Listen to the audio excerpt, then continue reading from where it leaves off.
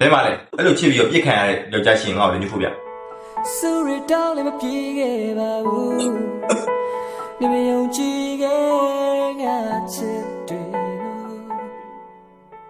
အဲ့တော့တရားမှာတယောက်ပါပဲနင်းသားပြောရနေရ15ယောက်လောက်ရှိနော်15ယောက်လုံးသူ့ကိုအကြောင်းပြချက်မရှိထားခဲ့တာအဲ့15ယောက်လုံးသူနွားလို့ပဲချစ်ပေးတာနော်တယောက်မှသူနဲ့မညာဘူးသူနဲ့ပဲညာနင်းတို့မိမတွေကချစ်ပေးပြီဆိုတာတမိုးမထားတော့တခြားဝေးကြည့်နေမှာနင်းသားနွားကြီးကဥမှာပဲကြည့်တာဒါအမှန်တရားတွေပါရှင်ပီနန်းလေးကိုခိုင်းနေတော့ဘယ်ကနွားကြောင်ပါလဲ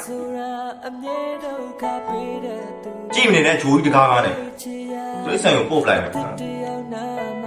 အစင်ပြေပါလမ်းခွဲတခါတည်းမေးပြလိုက်ပါကွယ်ညပါရကဘဝချမ်းလုံးနဲ့လေမြတ်ထွက်သွားလိုက်ပါကွယ်ငါနဲ့တွေ့အပူပါပဲအချင်းရစင်စားမနိုင်ရှိရဲ့အကောင်းဆုံးသာတွေ့ထားပါလေဟိုရင်ချေကမြတ်သိချေရသူငါဖြစ်ခဲ့မှုရာပဲ